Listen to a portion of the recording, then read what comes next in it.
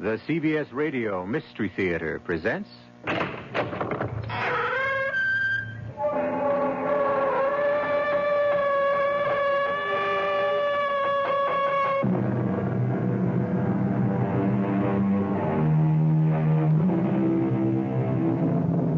Come in.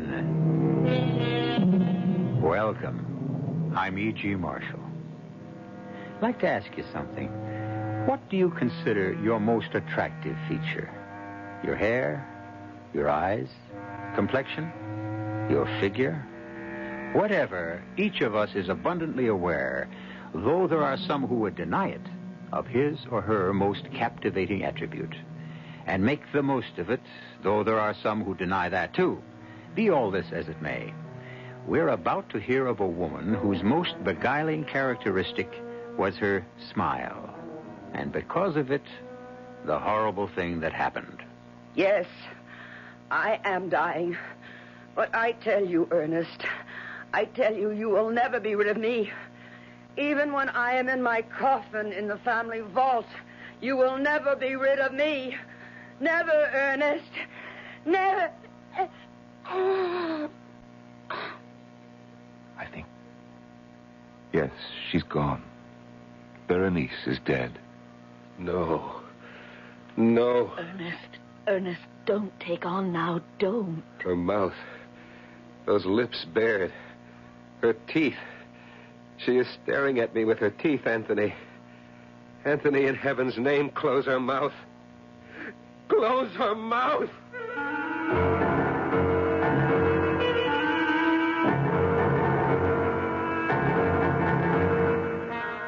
Our mystery drama, Berenice, was adapted from the Edgar Allan Poe classic, especially for the Mystery Theater by George Lothar, and stars Michael Tolan and Norman Rose. It is sponsored in part by Contact, the 12-hour cold capsule, and Anheuser-Busch Incorporated, brewers of Budweiser. I'll be back shortly with Act One. Give your hand to a friend. Give your heart to your love. But give your courage to contact. The sooner the better. 6 or 3 or 1? That's the question when you catch the common cold. Sneezing, drips, congestion. Then take 12-hour Contact. You'd need 6 cold tablets, 2 every 4 hours, or 3 ounces of Cold's liquid, 1 every 4 hours, or just 1 Contact for up to 12 hours continuous relief of those symptoms. The tiny time pills do it. Both the others contain things for aches and fever. The liquid, something for coughs, not found in Contact. Your cold, your choice. Give your cold to Contact. 6 or 3 or 1. Take Contact. Only as directed. Who knows how to help you solve your shopping problems? Your Better Business Bureau knows. Sam Spud, private investigator. Oh, Sam, I'm so glad you called. You sound rattled, Angel. I'm frantic, Sam. I went to buy the carpet for the office, and I got so confused. There are too many kinds. I didn't know what to ask or what to buy. I'll help you, young lady. Mercy, who are you? I'm the man from the Better Business Bureau. Now, when you're choosing carpet, make sure you pick a long-wearing one that'll go with your walls, draperies, and upholstery. Beware of so-called fantastic bargains. And don't buy a carpet that isn't labeled as to fiber content. Oh, Sam, now I know what to look for and ask before I buy a carpet. You floor me, Angel. Just another helpful tip from your Better Business Bureau.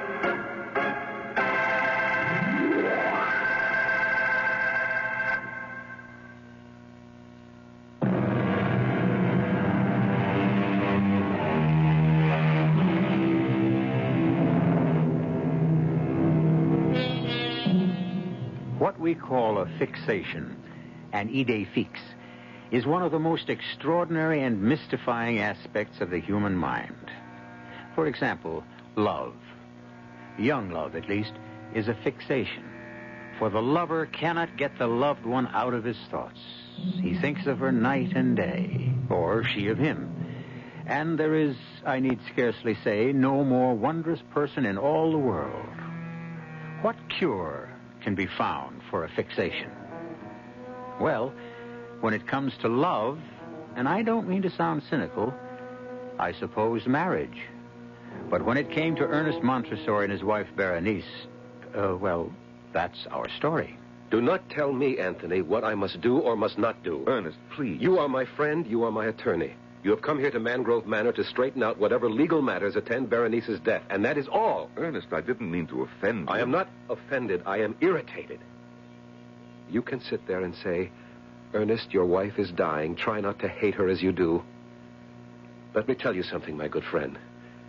Had you lived 1 month, 1 week, 1 day in this house with Berenice, that shrew, that spitfire, you too would know what hate is. But I don't understand. I was at your wedding a little over a year ago, here at Mangrove, and you were deliriously in love with her. Not her. Her smile. What? I know you'll find it hard to believe, but that is the truth. Oh, there were other qualities that attracted me. Her charm, her gentle manner, her warmth. But these vanished quickly once we were married. I soon learned that her charm was a veneer, her gentle manner a mask that concealed a vicious temper. I am sorry. I didn't want to hate her. For months I put all feelings of hate from me, the while asking myself how and why I still went on loving her. That's when I realized it was her smile. I still fail to understand. Look at Berenice closely, and you will see that she's really very plain, almost ugly. But one doesn't look closely at first. I didn't, surely, because of her smile, of what her smile was then. She had teeth so even, so white, so perfect, they are as matched pearls. As for her lips, nowhere will you find lips so beautifully modeled, so sensuously inviting, so absolutely enthralling. I remember, yes. But Anthony, soon after our marriage, her smile changed, too. The lovely contour of her lips became an ugly sneer. She no longer smiled. She bared her teeth like a vicious animal. But there must have been a reason, something that impelled her to... I'll give you a reason if you must have it. Constance. Berenice's younger sister? Yes. You know she came to live here at Mangrove when her husband died. I settled the estate, yes. Not, I'm afraid, that there was much to settle. He left her penniless. Precisely why she lived here. Berenice began to think... Go no further, Ernest. I am well acquainted with what is termed the eternal triangle. In this case, there was no triangle. Not then. But there is now. Constance is what Berenice pretended to be. Gentle, innocent, loving. Yes, I have fallen in love with her, and she with me. But you may believe me, as Berenice never has, when I tell you that our love is and has ever been platonic. Neither of us has betrayed Berenice in any way. Yes, come. Oh, Constance, my dear. We were just speaking of you. You remember Anthony Lamb? With pleasure. You were such a help and comfort to me when my husband died, Mr. Lamb. I did what I could. You look upset, Constance. Berenice wants to see you, and she's in one of her blackest moods, I'm afraid. Is she ever in any other? Try not to be harsh on her, Ernest. She's dying, you know. I shall try. If you'll excuse us, Anthony. Perhaps I should come along. I have to discuss certain legal matters with Berenice, and it will be best if she knows I'm here. Come, then. But I warn you, my friend, you'll regret every moment spent with her.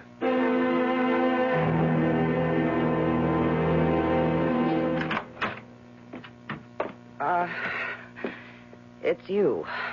You wanted to see me, Berenice. You. Not this army you've brought with you. Get out of here, Constance.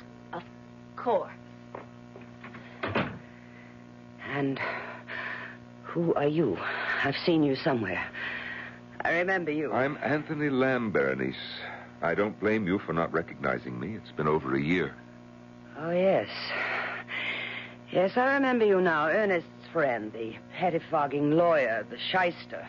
Why are you here? Well, now I, Yes. Ernest asked me to come because... Well, Berenice, I'm told you're quite ill, and at such times it's best to To make sure that all will be legally neat and tidy when I'm I'm cold in my coffin. Oh, you put it much... The only way it can be put. I'm dying, and I know I'm dying, and so do you. If you don't, you must be blind. And if you want proof of it, look.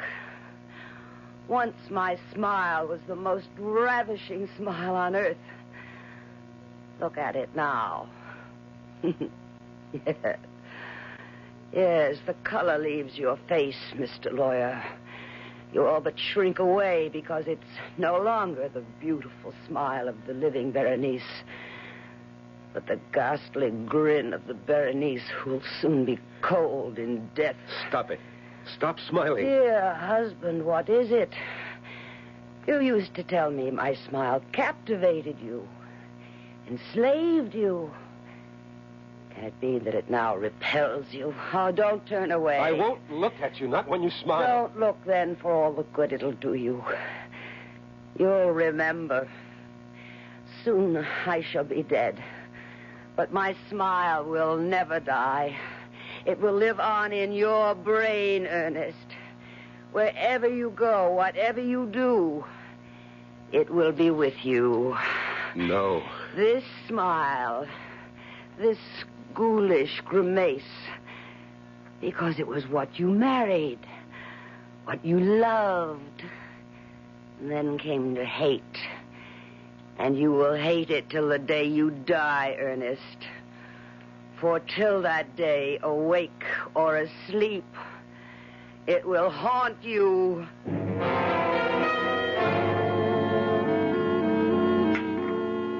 Would you care for more of the shrimp, Mr. Lamb? Well, thank you, no, Constance. Oh, and do call me Anthony, won't you? It'll make me feel so much younger. If you wish. Ernest, won't you eat? You haven't touched a morsel. Not hungry. But you must keep up your strength. If you're not careful, you'll be having nightmares again. Nightmares, Ernest? The most horrible you can imagine. Berenice has all but ruined my health. Ruined it. Hush now, we mustn't talk that way. What other way is there? No more wine, Ernest. Another glass can do no harm. No more, dear. For my sake. For your sake, anything. Anything except to lie about my true feelings. You, Constance, you have lived in this house for nearly a year. You know the hell she has made of my life. You know that I could not mourn her passing. And what is more, you know that I love only you. Ernest, it is not the proper time. I know, but I... Now, you are overwrought. It is not you speaking, but your nerves. Listen to me. Constance. My sister lies upstairs dying. Whatever you think of her, in these last days of her life, though we cannot in truth love her, we can, in all dignity and honor, try at least not to hate her. You must try, Ernest. You must. Yes. And with your help, I shall. But you will not succeed. Berenice. How did you get here out of bed? I rang my bell, but no one came. I called, but you did not answer. We didn't hear. And so I found the strength, what strength remains, to come down and tell you I am about to die. No. When death is near, you know it. Full well you know it. I have little time left now. Perhaps only minutes. A glass of wine. Of course. He hurries to assist me, to comfort me, when in his heart he would kill me. No, Berenice, I would not. Liar. Berenice, You hate me. Say it, you hate me. Say it. Here, the glass of wine you asked for. That for your glass of wine. Sniveling, nightmare-ridden fool. I had hoped I'd at last found a man when I married you. You were like all the others. Berenice, let me help you back to your And bed. as for you, did you think I wasn't on to you and your little tricks? Did you think me blind, that I couldn't see what went on between you and my husband? Nothing. Before heaven, I swear that... Liar! I saw, I know. little Constance. Innocent, saintly little sister, sinking her claws deeper and deeper into the man who was mine. Madam. You address me? Madam, you are ill. Yet there is in you a kind of strength I have recognized before. In, I say to you, the worst kind of criminal. Uh-huh. Go on. I don't know that I can. I have never understood what made these people what they were, but this I know. There are angels on this earth and there are devils. And you, madam, I say it to you, even in your dying moments, you are a devil. I don't blame you for looking at me like that. I spoke on impulse. I'm ashamed. Ashamed? You are the first man who has ever dared to... Berenice. Stay away. Stand back. Don't touch me. Only listen. You will be haunted by the magnet that drew you to me. The weapon with which I ruined your life and will destroy you. My smile, Ernest. My smile. No. Look at me. Sensuous lips bearing milk white, perfectly matched teeth. Look. Oh, Catherine! Here, let me... She's falling across the table. I think... Yes. She's gone. Berenice is dead. No. Ernest, don't. Her mouth. She is staring at me with her teeth. Anthony, in heaven's name, close her mouth. Close her mouth!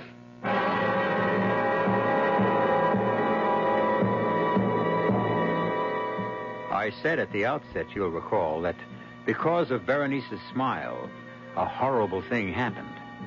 What has just happened in the dining room of Mangrove Manor is indeed horrible, but nowhere near as horrible as that which is about to take place. I will return shortly with Act 2. Inside you're free. Inside you're free after all. You hear freedom spirit like a wild bird's call. Inside you're free. Inside you're free after all. Living free. Living free. You're driving a car you knew you were going to buy the minute you saw it. Skyhawk. Buick Skyhawk. You just knew a car this streamlined would be easy on gas. And you were right. In published EPA mileage test results, Skyhawk got 25 miles per gallon on the open road and 16 in the city. Buick Skyhawk. Dynamite. Inside you're free. Inside you're free after all. Living free. Living free. Living free.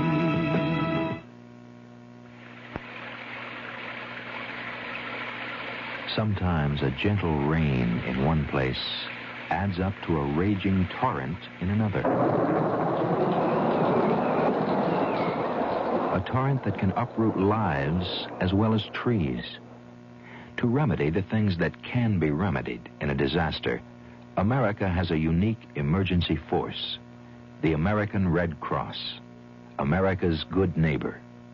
Red Cross is on call 24 hours a day, every day, to cope with emergencies, whether they're on the next block or a continent away. Most of the help that's given is from volunteers. The money's from volunteers, too. Volunteers like you. If you need help, join us. If you can give help, join us. The American Red Cross. Help us help people just like you.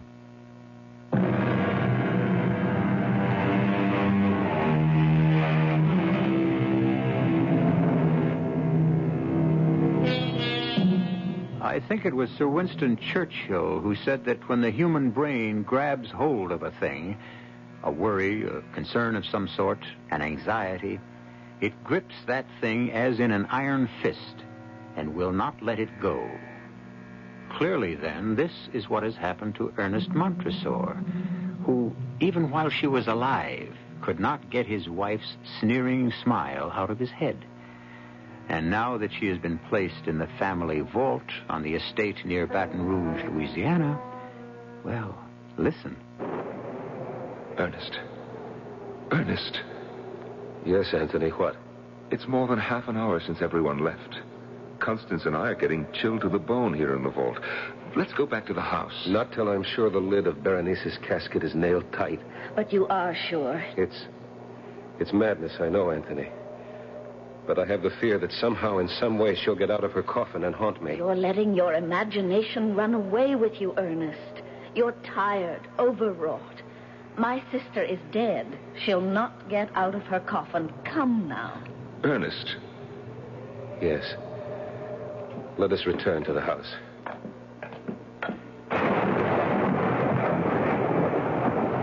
I'll close and lock the gate. No, I will. There. She's well nailed down in her coffin. Well locked in, too. Yes. Now let's... No, wait. Good Lord, man, what now? I must make sure the lock is strong. Sound and strong. Now, Ernest, dear, that's enough. Don't tell me what is enough. Don't... Oh, Ernest. Dearest, what is it? Why are you looking at me with such fear? Never, Constance. Never so long as you live, smile at me like that again. You look like Berenice. But, Ernest, My nerves are shaking. I need a drink. Excuse me. He's in trouble, Constance. We'd best catch up with him. But, Anthony... Nothing to worry about, really. You just upset him a little when you smile. But that's the point. What? I didn't smile.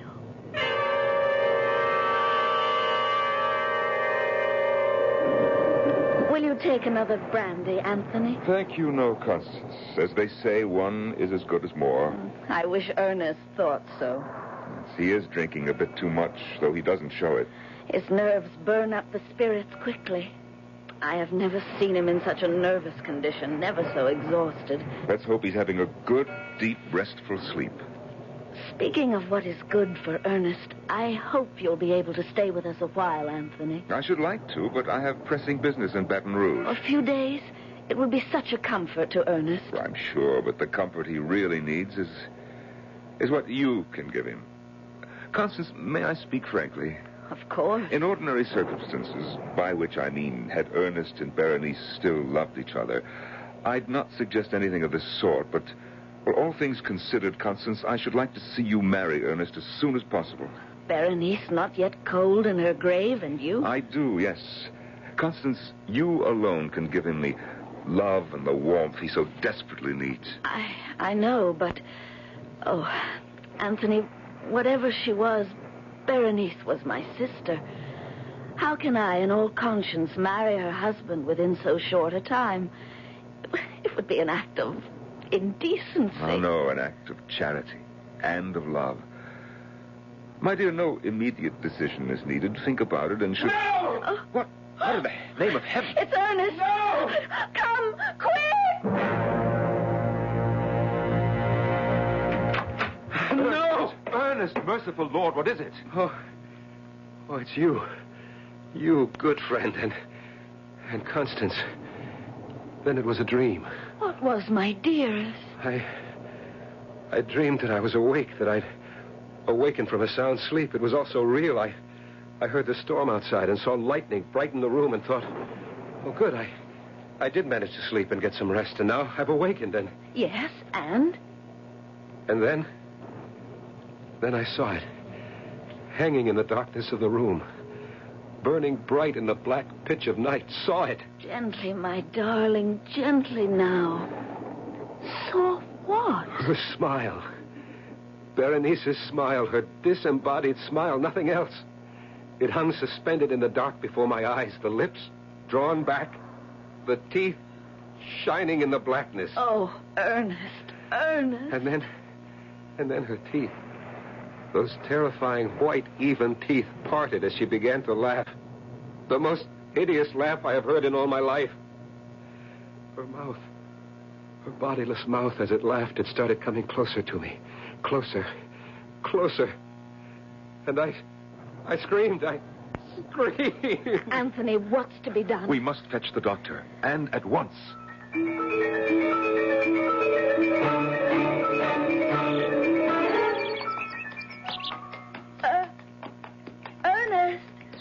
Ernest, stop for a bit. Oh, let's rest. Of course, my dear. Of course.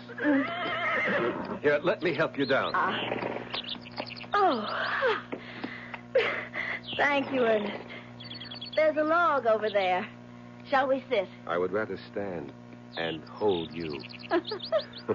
Oh, you are feeling better. Come, let's sit down. No, wait. Ernest? Please, listen, Constance. Anthony returns to Baton Rouge tomorrow. I had a talk with him this morning.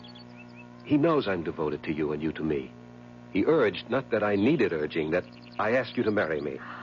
Ernest, Do say yes, Constance. I beg you. Say you'll marry me. That's exactly what I was going to say once you gave me the chance. You will? You'll marry me? Oh, I will. Oh, I will. Constance. Oh, Constance. Let's hurry back and tell Anthony. Yes, that dear good friend of yours will be relieved to know, I'm sure. Here, I'll give you a hand up. There. Oh, Ernest, my horse. Oh! Oh! Ernest, he's running away with me.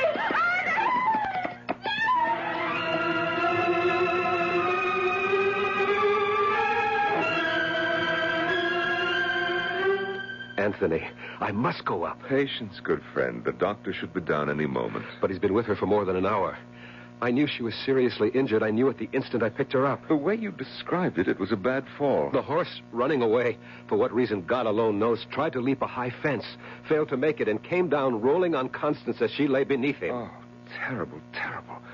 But no sense anticipating the worst. Constance may not be seriously hurt at all. Constance is dying. What? She is dying. Oh, come now, Ernest. You carry even your nerves too far. There's something I didn't tell you. When I got to Constance, she was unconscious. I knelt beside her, got my arms under her, raised her, and stood up. I began to carry her to the house. A long distance. I'm not very strong. I tire easily. And so after a short time, I stopped for breath and looked at her. Looked into her face, Anthony. Yes? Her eyes were open, and she was smiling. The lips pulled back, the teeth showing. For an instant, she looked like Berenice. For that instant, she was Berenice.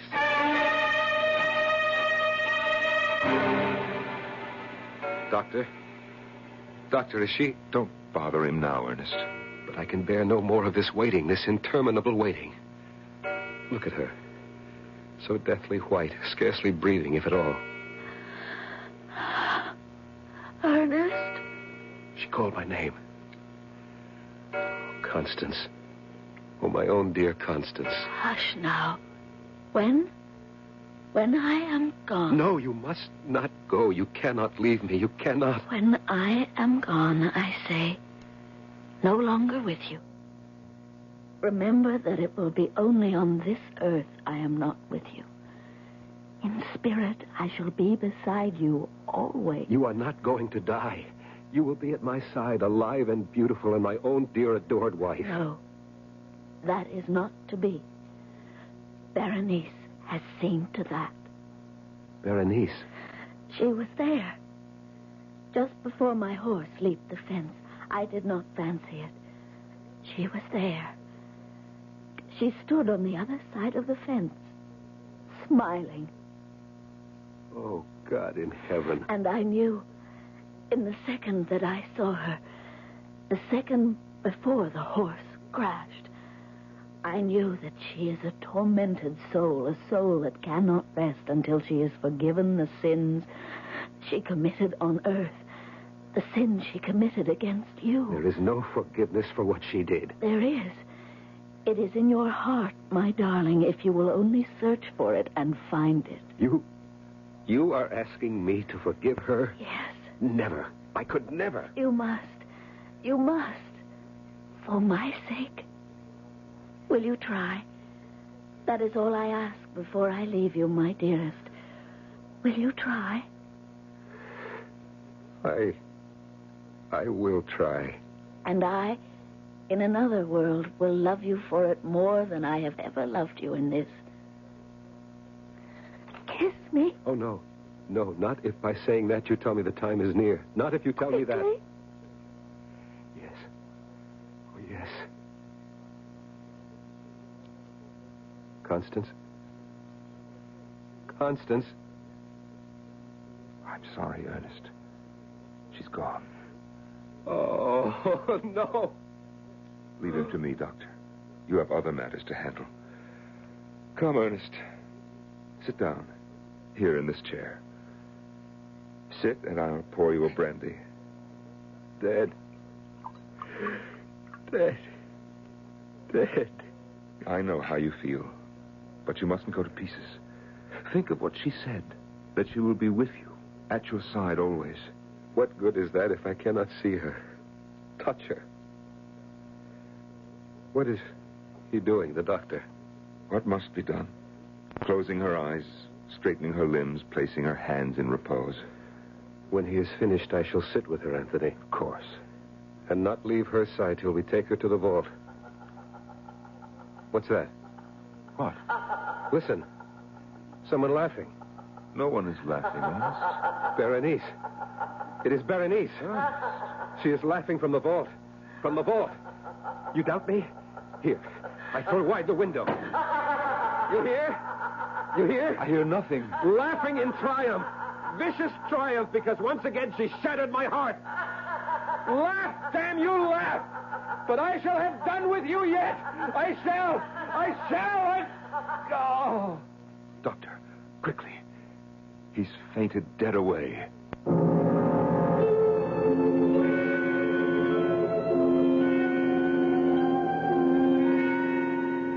So, in fevered imagination, in the sickened mental state brought on by unbearable grief, Ernest fancies he hears the hideous laughter of Berenice, pursuing him, haunting him, driving him mad in death as she did in life. Or is it fancy? We'll know more about that when I return for Act 3.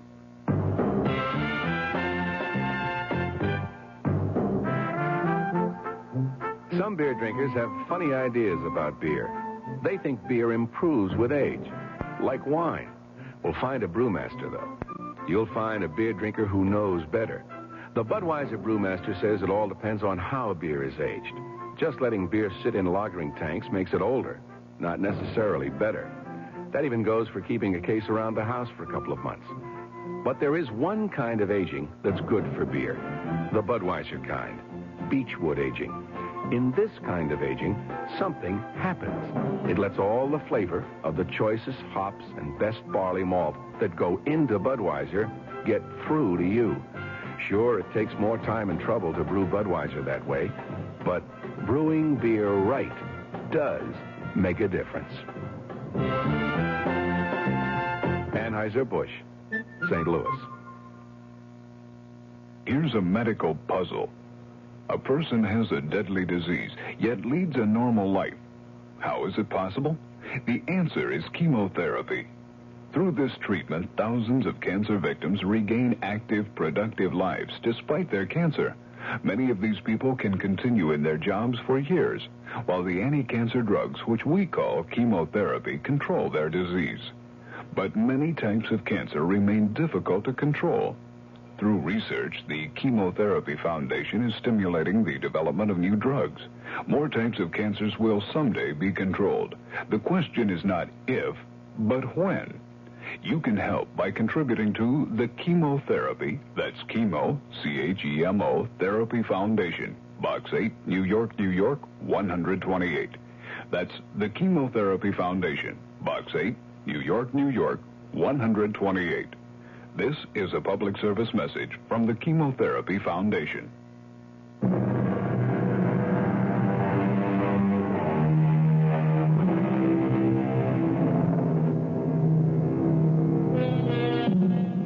Scarcely has the breath of life fled the body of his beloved Constance than Ernest Montresor hears or thinks he hears, the triumphant laughter of his dead wife, Berenice. Even though Ernest's friend and attorney, Anthony Lamb, did not hear the laughter, can we say the laughter echoed only in Ernest's imagination? If it comes to that, who can say that imagination is not reality? Be that as it may, let us now join Ernest and Anthony in that family vault. It would seem that you're right, Anthony. Berenice must still be in her coffin. The lid is tightly nailed. Of course. But her laughter, so horribly clear. Ernest, there was no laughter. You imagined it. No, I heard it. She murdered Constance. She made the horse run away, fall, and kill her. Oh, Anthony, how can I rid myself of Berenice? Can I get rid of her? She was vile, vicious, clever. Clever. What? Clever. That's it, clever. We look at this coffin lid. We see it tightly nailed, and so we think she's still there. But of course she is. No, don't you see? She was clever enough to nail it shut again after she left it. Here, give me that pry iron. You're not going to... I must be sure. I must make absolutely certain she is still in her coffin. Otherwise, I dare not bring Constance here. Ernest. Can't you understand? Constance will lie here in the same vault with Berenice. If Berenice has the power to leave her coffin, what might she not do to the sister she hated as she hated me? You see? You understand? Yes, Ernest. So then... There. Well, are you satisfied? The body seems not to have moved. She is dead. No doubt about it. Berenice is dead. No question, my friend. You can set your mind at rest. Anthony, would you nail the lid back on? I want to go to Constance. Be with her until we bring her body here.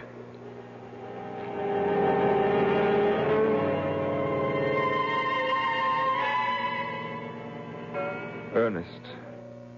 Yes, Anthony. Ernest, it's 2:00 in the morning. Not for her. Not for Constance. For Constance, there is no time now. Ernest, please go to bed. To bed? To dream? Once again to ride a nightmare? I asked the doctor to give me a sedative for you. Now, if you'll take it... It will do no good. More harm than good.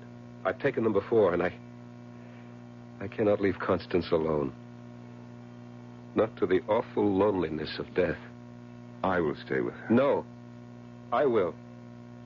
I must. Ernest, hear me now. You will drive yourself mad if you go on like this. As your friend, I... What? You heard it? I am not hearing things. That sigh.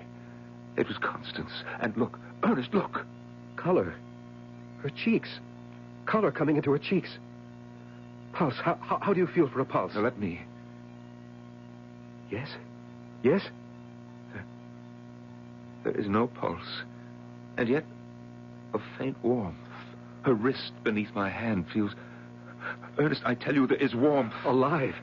She is alive.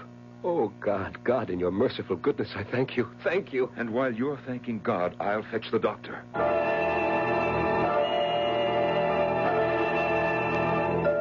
Thank you, Doctor. I'm sorry to have put you through all this trouble. Thank you, and good night. I'm sorry, Ernest.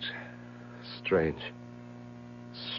Very. There was color in her cheeks, warmth in her body. Yet by the time the doctor arrived, the warmth had fled, the color vanished. She was once again a corpse. Anthony, what do you make of it? I cannot say. I don't know. It's one of the most baffling things I've ever seen. But then Mangrove Manor seems alive with strange things. Not so strange if you had lived a year with Berenice. If you had come to know her as the devil she was. I begin to believe you. It's 4 a.m, and I've been up. We both have been since early yesterday. There'll be much to do tomorrow, and both of us must get some rest. No, not I. I will stay with Constance. All right, Ernest, but be sensible. But take that large armchair in the corner and see if you can at least doze for a time. Very well. I'll go to my room for an hour or two of sleep. All right. And Anthony, thank you for all you've done. That's nothing. Nothing.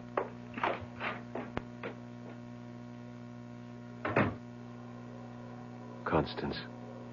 My lovely Constance. I'll not leave you. I shall be there in that chair across the room. In this chair, Constance, still very near you. Still watching you, waiting with you, through the long silence of death. Again? It was you? Again?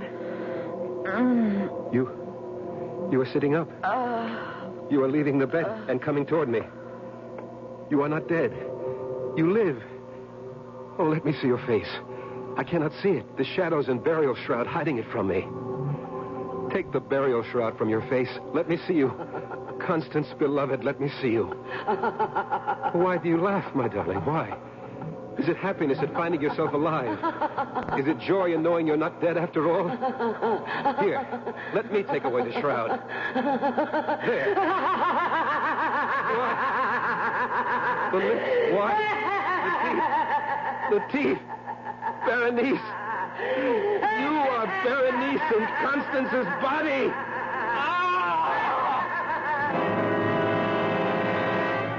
No, Ernest, no, it was not a nightmare. I thought it was. I thought I'd had another horrible dream, that I'd gone to sleep in the chair and dreamed it all. I might have thought so, too, if I'd only found you lying on the floor unconscious. But, my dear friend, I cannot describe my shock. Constance's body was sprawled across yours. Constance's body. But Berenice's spirit. Don't think about it. Put it out of your head. Impossible. It is etched in acid in my memory. I shall see it in every moment of my life, waking or sleeping. The lips curled back in that fearful sneer. The teeth. The teeth, the terrifying teeth. If only I could blot them from my mind, but I can't. Perhaps you can. Perhaps there is a way. What? If, as you think, Berenice is using Constance's body to haunt you, torment you... She is. Then all we need do is what we must do in any case. Bury Constance in the vault. But of course, I sicken at the thought of placing my own dear, lovely Constance in that cold, moldy chamber. And yet it must be done. And with her body locked within the vault, Berenice will be unable to haunt me. But I must leave, Ernest. I have stayed as long as I can, far longer than I anticipated, and I do have other business, pressing business in Baton Rouge. The thought of being alone in this huge and empty house, is there no way to persuade you? I'm sorry, Ernest, but there isn't. I've done all I can for you. You know I have. Of course I know it. There is no better friend in all the world than you, and I have no right to urge you to stay, none at all. But I am afraid. Afraid to be alone. Afraid... Of all things, it is a madness. Afraid of Berenice's teeth. I suppose it is a form of madness. Berenice is dead and buried. Constance is dead and buried, and so Berenice cannot inhabit her corpse to torture you. She'll find a way. She will not. She will. She lies in that vault out there, and in time her body will rot. But teeth do not. And so long as a tooth remains in her skull... Ernest, it's 10 o'clock. I have a long, hard ride ahead of me tomorrow. I must get to bed, and so must you. We are both very much in need of rest. Rest. So long as I live, there will never again be any rest for me.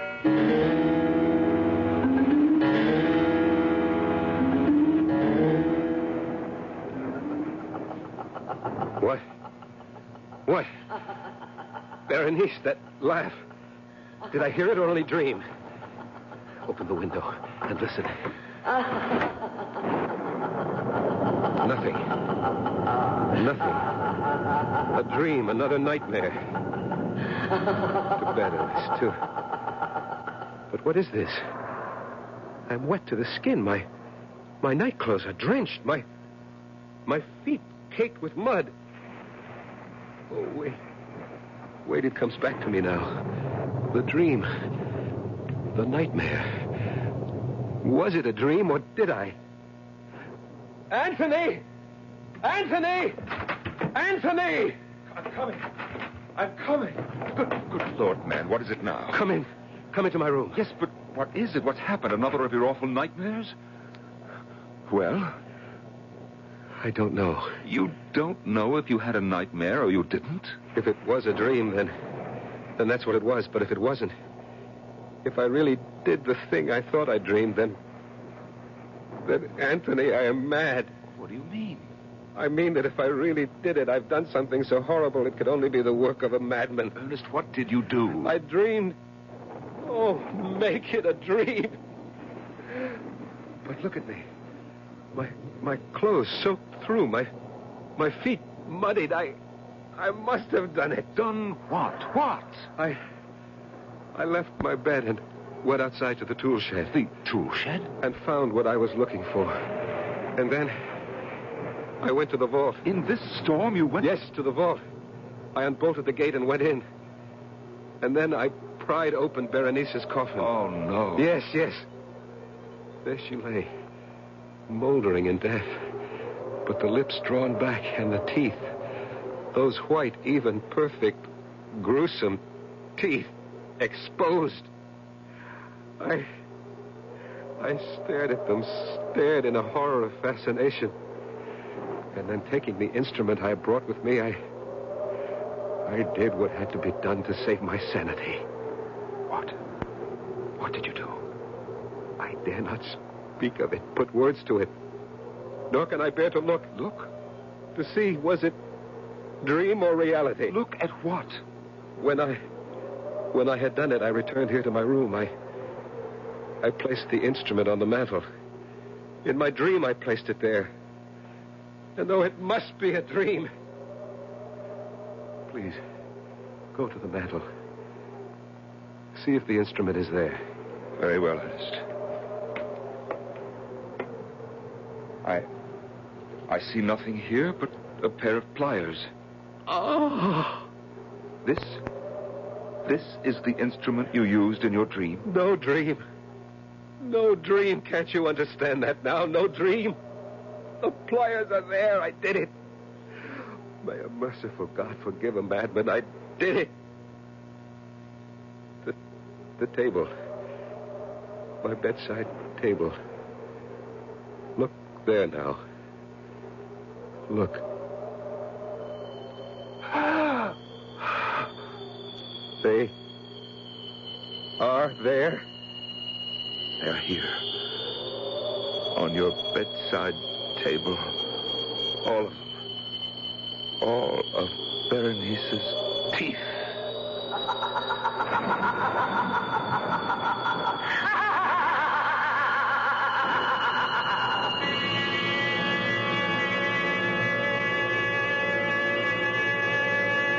Well, a toothsome tale, was it not? Something to let your imagination chew on? Sorry. Couldn't resist that.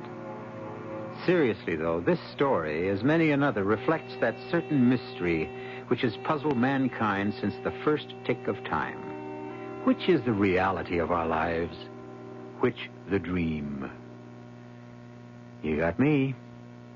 I'll be back shortly. Lots of people are coming in, playing it smart to get a head start, investing time to build a future.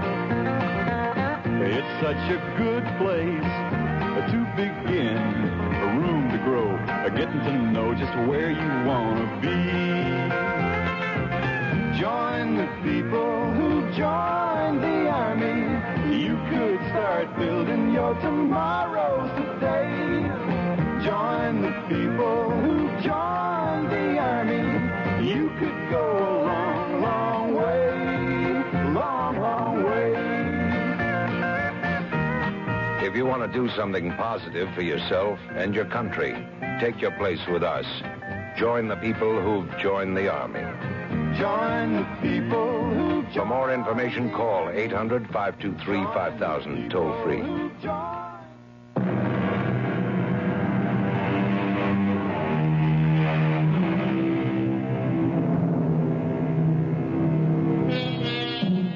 So, once again, we have, you and I, as Will Shakespeare put it, let our imaginary forces work. coupling them with the febrile genius of Edgar Allan Poe, bringing to this strange tale our own vivid and viable fancy. An exercise very much worthwhile, good friends, for a lively and disciplined imagination can make our mundane lives a heaven on earth, or a hell. Our cast included Norman Rose, Michael Tolan, Joan Lovejoy, and Roberta Maxwell. The entire production was under the direction of Himan Brown. And now, a preview of our next tale. Nils, where is that coffee? Here's my wife with it now, madame. Magna, let me help you with the tray. I don't intend to skip anything. If you're implying that I've been up to anything... Look, you little... Now stop it, the two of you. Well, you just tell your girlfriend... You watch your tongue. Flossie isn't my girlfriend. She's my fiancée. What's more... What the devil? Sorry, sir. I'm very sorry. My wife, the tray slipped from her hand. Magda! Look out, she's collapsing. Magda! Oh, my dearest. Let me give you a hand with her, Nils. No, sir, stand back. But, Nils... No, get back, sir. Get back. Don't come near her. Can't you see? See what? Her face. She's sweating blood. Yes, I'm afraid she has the red plague. It's worse than that. She's brought it here. Radio Mystery Theater was sponsored in part by Buick Motor Division. This is E.G. Marshall inviting you to return to our Mystery Theater for another adventure in the macabre. Until next time, pleasant dreams.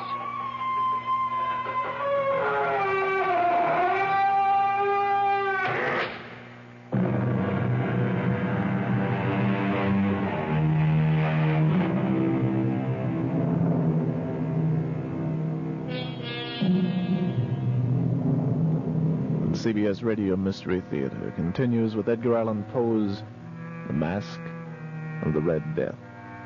Tomorrow night at 10:30 on K.